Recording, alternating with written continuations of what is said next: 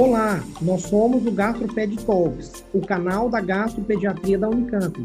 Nós somos Dr. Lucas Rocha Alvarenga, doutora Natasha Silva Sandi e doutora Maria Ângela Belomo Brandão.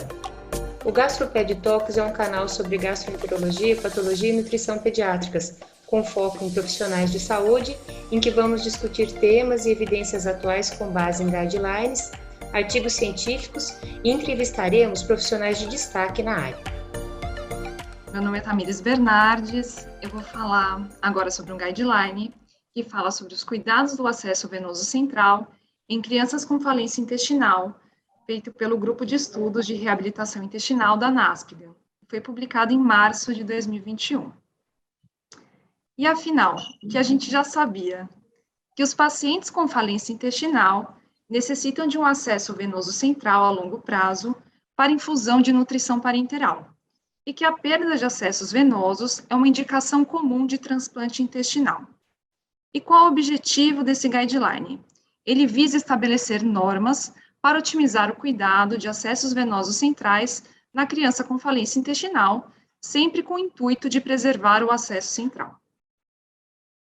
Então, como considerações iniciais, ele relata que o uso do acesso venoso central é fundamental até a obtenção da autonomia enteral, que é o objetivo final da reabilitação intestinal, e que nos últimos tempos houve avanços nos cuidados dos acessos e redução das complicações associadas, e que o comprometimento de acessos venosos ainda estão associados a complicações fatais. Anteriormente, a principal indicação de transplante intestinal era a doença hepática relacionada à falência intestinal, porém, atualmente, a perda de acessos tem sido a indicação mais comum. Como tipo de acessos venosos centrais, temos os catéteres venosos centrais tunelizados, como o Broviac, é o mais comum, né? E ele é bastante utilizado devido à boa durabilidade e o menor risco de infecção.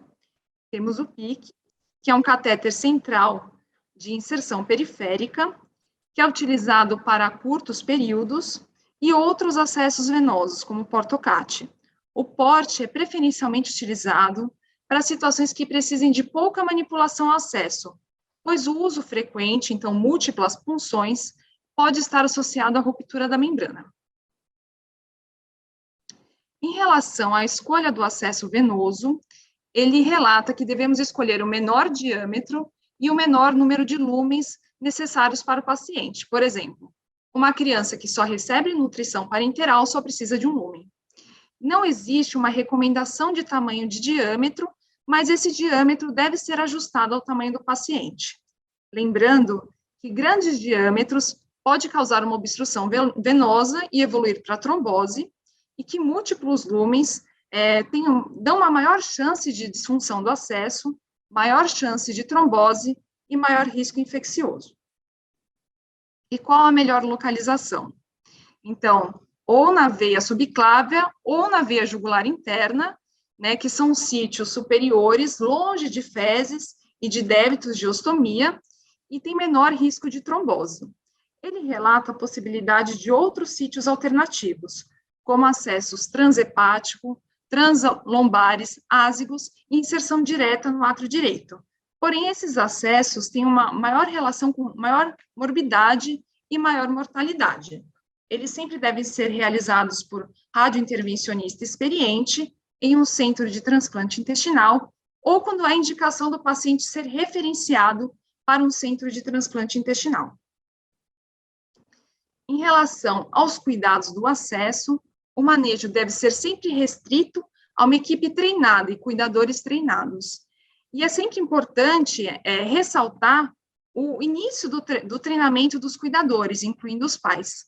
O processo educacional dos pais inicia no hospital, e eles devem e podem treinar quando as crianças ainda estão internadas. E os pais podem receber um novo treinamento pós-alta, conforme a necessidade. Em relação à preparação da pele e curativos, o principal cuidado é a higiene das mãos. Essa intervenção de higiene das mãos tem um grande impacto na redução de infecção de corrente sanguínea relacionada ao catéter. E para todas as manipulações do acesso venoso central, requer uma técnica asséptica, incluindo o uso de luvas estéreis indicadas para a troca do curativo. A limpeza da pele visa descontaminar e inibir o crescimento de patógenos e pode ser feito com soluções como o álcool isopropílico, peróxido de hidrogênio, soluções iodadas, acetona e clorexidina. Então, o curativo é um dos principais pontos que a gente tem para fazer uma barreira externa entre patógenos e umidade. E ele deve ser inspecionado diariamente para avaliação se infecção local, se sujidade. Idealmente, os curativos devem ser transparentes, semi-impermeáveis ou permeáveis, e as trocas devem ser feitas a cada 7 dias ou antes se danificados. Lembrando que a presença de secreção no local de inserção do acesso, ou em situações como transpiração excessiva ou reação alérgica, o curativo deve ser feito com gaze, com troca a cada 24 horas. Lembrando que o curativo sempre deve estar seco. E não há uma superioridade da gaze ao adesivo transparente na prevenção de infecção. Não é aconselhável o uso de pomadas antimicrobianas no curativo como forma rotineira. E na presença de secreção na pele, na região do curativo, devemos fazer trocas de curativo diária, e nesse caso o guideline ele recomenda o uso de pomadas antimicrobianas, e antes de iniciar quaisquer tratamento de uma infecção do ósseo de inserção da pele, deve ser feita a coleta de secreção. Caso essa lesão piorar ou não tiver nenhuma resposta, então está indicado o antibiótico endovenoso. Adesivos impregnados com placa de CHG devem ser utilizados em curativos de acessos venosos centrais de longo prazo. E lembrando que a placa de CHG tem um risco de evoluir com uma dermatite de contato. Bom, todos os sistemas devem estar conectados, formando um sistema de infusão fechado. E antes de acessar os catéteres, devemos utilizar soluções antissépticas, realizando descontaminação do local de entrada, como os cleives. Isso traz um grande impacto da redução da chance de infecção de corrente sanguínea relacionada ao catéter. Os equipos devem ser trocados a cada 24 horas se o paciente receber uma infusão lipídica, ou a cada 3 a 4 dias se o paciente não receber lipídio. Devemos lavar o catéter e realizar lock com heparina ou solução salina para manter o catéter permeável. Sempre lavar o catéter antes e depois de quaisquer infusão, pois isso evita que soluções incompatíveis entrem em contato uma com a outra, formando precipitado. Os lúmens devem ser lavados e feito lock diariamente, a salvo pelo porte, que deve ser feito uma vez ao mês. Em relação à vigilância radiológica do acesso venoso central, a ponta do catéter deve ter uma posição central, e ela é definida como central se a ponta está na junção átrio-caval, e a gente pode utilizar um raio-x de tórax para avaliar esse posicionamento. Em relação de uma avaliação a longo prazo, se esse acesso está numa posição adequada, isso é muito variável. Mas o que o guideline recomenda é que no PIC seja feito um raio-x mensal e nos acessos venosos tunelizados a cada 6 a 12 meses. Ele também ressalta a possibilidade de avaliação de complicações por imagem, falando que a fluoroscopia é uma imagem utilizada para avaliação de permeabilidade ou fratura. O ultrassom Doppler pode não ser sensível o suficiente para pesquisa ou diagnóstico de oclusões vasculares ou sequelas in situ, mas pode ser utilizada para o segmento de lesões já estabelecidas. A venografia é um padrão ouro para avaliação precisa de permeabilidade venosa, porém, como limitação é um método invasivo, temos o risco de radiação, uso de contraste, e exige esse procedimento, esse exame, precisa de um profissional com experiência para a realização. Temos a angiotomografia ou a angiorressonância, que podem ser utilizados para a avaliação de obstrução venosa, mas sempre quando indicado, deve ser ponderado o risco anestésico e exposição à radiação. O ecocardiograma pode avaliar trombos na ponta do catéter. Na prática, a primeira escolha para avaliar a oclusão vascular é um ultrassom Doppler, e como segunda linha, tomografia, ressonância ou venografia, e, se precisar, avaliar mais a condição com maior precisão. Aqui, ele coloca algumas situações especiais, como quando a criança frequencia escolas, natação, esportes, em situações de viagem e no contato com animais de estimação.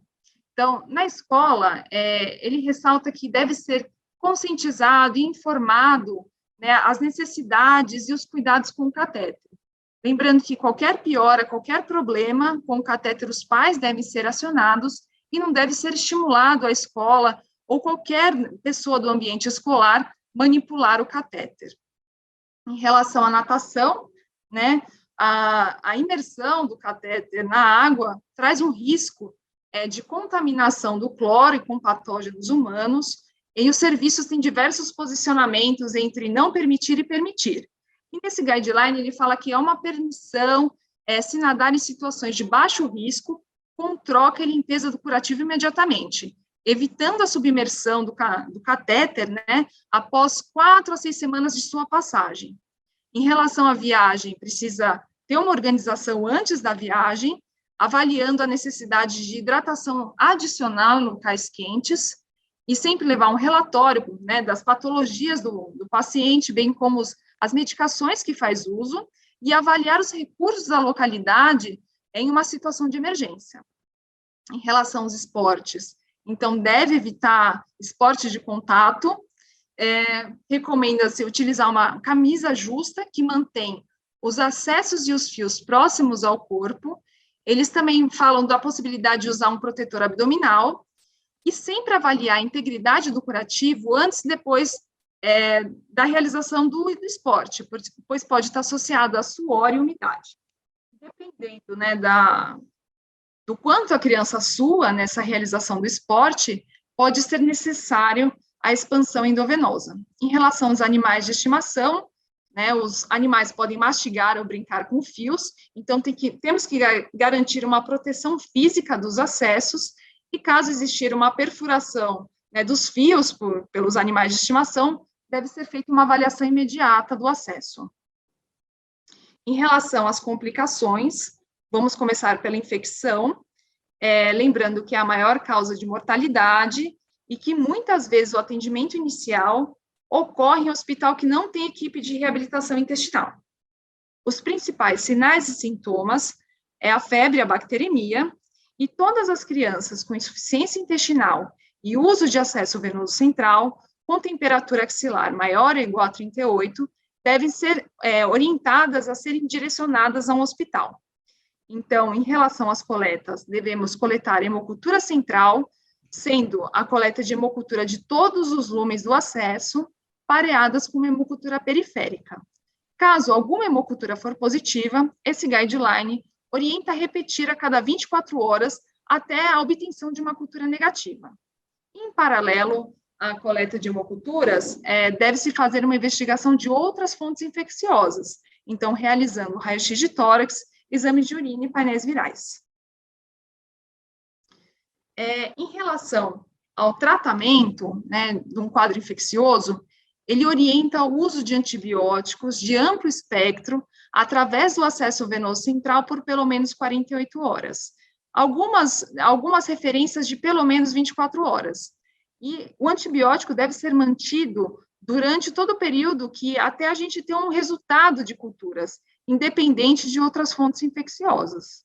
Ele recomenda o uso de penicilinas com cobertura anti-pseudomonas, cefalosporinas de terceira ou quarta geração, carbapenêmicos e a vancomicina usualmente adicionada a esses esquemas para a cobertura de Staphylococcus aureus. Ele ressalta também que é comum hemoculturas virem positivas com vários patógenos. Então, dessa forma, caso seja isolado um único agente hemocultura, só deve ser ajustada ou modificada a cobertura de antibiótico pós 48 horas da cultura, que é um tempo seguro que nenhum outro patógeno possa estar presente. Então, possivelmente não vai ter, após 40 horas, a positivação de um outro agente na hemocultura.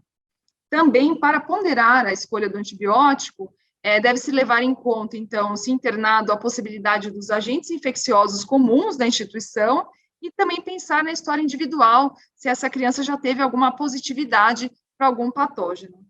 Em relação à infecção fúngica, é pouco frequente, ela ocorre em indivíduos com uso de antibiótico com frequência. Ele orienta a introdução de antifúngicos, como a caspofungina, então, se é hemocultura positiva para fungo, ou se uma criança grave, ou quando a gente tem uma resposta, a gente não tem resposta terapêutica, apesar de uma terapia antimicrobiana adequada. E lembrando que o lúmen que está infectado pode ser utilizado para infusão de nutrição parenteral durante o tratamento de uma infecção. E quando que a gente deve tirar o catéter na vigência de uma infecção? Então, a primeira coisa que a gente tem que pensar é se o paciente está estável clinicamente, temos que discutir com a equipe de reabilitação intestinal antes de retirar o acesso venoso central. Isso porque a maioria, né, das infecções de corrente sanguínea relacionada ao catéter responde à terapia antimicrobiana endovenosa. E nesse guideline, ele fala que tem indicação de retirada se a hemocultura estiver persistentemente positiva, ou seja, se mais de 3 dias de hemocultura positiva, apesar da terapia antimicrobiana adequada, se tiver a recorrência da infecção pelo mesmo agente, que então sugere que a gente tem uma presença do biofilme, ou se o paciente está no estado muito grave. E, idealmente, após retirar um acesso venoso central para repassar um novo, temos que ter hemoculturas negativas e permanecer um período sem acesso venoso central, mas ele não descreve quanto tempo. Em relação ao loque profilático, ele deve ser recomendado para indivíduos que já tiveram uma infecção de corrente sanguínea relacionada ao catéter ou tem alto risco para infecção. E como opções de loque, ele coloca a taurolidina, o loque de DTA de sódio e o álcool a 70%. Em relação às complicações mecânicas, podemos ter a quebra do acesso, e a quebra da parte externa é a complicação mais frequente. Usualmente, né, está relacionado quando existe um clampeamento inadequado, trauma direto, quando o curativo não protege a parte fina do catéter, então deixa ele mais suscetível à quebra, dobras repetidas, isso também pode acontecer numa tentativa de desobstruir o catéter. Lembrando que não há indicação do uso de antibiótico profilático pós-quebra e nem a realização de culturas, a não ser que tenha uma clínica sugestiva de infecção de corrente sanguínea relacionada ao catéter. Em relação a oclusão de acessos venosos centrais, ela pode ser parcial. Isso acontece quando você tem uma incapacidade de aspirar, porém consegue infundir na via do catéter, e total quando você não consegue aspirar nem infundir soluções. E o que ele recomenda quando a gente está diante de uma obstrução? Então, a primeira coisa, a gente tem que descartar uma obstrução mecânica e mau posicionamento, avaliar se tem algum precipitado ou trombo. Então, ao posicionamento, a gente faz um raio-x de tórax, e se há suspeita de trombo, tem uma indicação de infusão do ativador de plasminogênio tecidual. Caso uma primeira dose não seja o suficiente para desobstruir, você pode fazer uma nova dose de ativador de plasminogênio tecidual, e caso não exista sucesso na desobstrução, então tem indicação da realização de exames de imagem, como ultrassom, ressonância e tomografia, e pode ainda ser necessária a troca do acesso. Em relação à ocorrência de trombos, ela pode acontecer das primeiras 24 horas a 2 semanas da inserção do acesso. Lembrando que 50% das crianças podem desenvolver uma trombose a longo prazo e 50% são assintomáticas. Caso essa criança apresente sintomas, ela pode ter dor, eritema, dor à palpação, edema, desenvolvimento de vasos colaterais ou até mesmo a síndrome da veia cava superior. Na presença de trombo, então, devemos solicitar uma avaliação em conjunto da hematologia para o manejo da anticoagulação, sendo utilizado, então, heparina de baixo peso molecular, sendo uso por pelo menos 6 semanas. Então, o uso da heparina de baixo peso molecular, ela visa impedir o aumento do trombo e extensão e prevenir a embolização.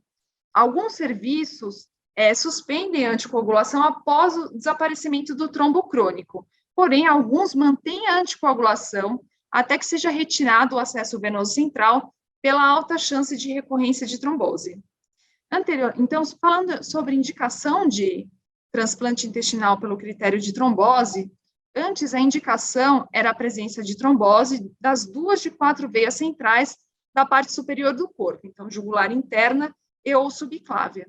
E, atualmente, né, você tem uma indicação de transplante intestinal quando você tem uma obstrução, né, uma trombose da veia braquiocefálica, ou quando você tem a obstrução de 3 dos 4 sítios da parte superior. E lembrando que pacientes que perderam vários sítios de acesso por trombose devem ser encaminhados para um serviço de reabilitação intestinal. Então, é isso que eu tinha para falar. Muito obrigada. Obrigada por nos acompanhar. Esse foi um episódio do GastroPed Talks. Estamos no Instagram, @gastroped.talks, no YouTube, GastroPed Talks Unicamp, e também na forma de podcast. Até o próximo!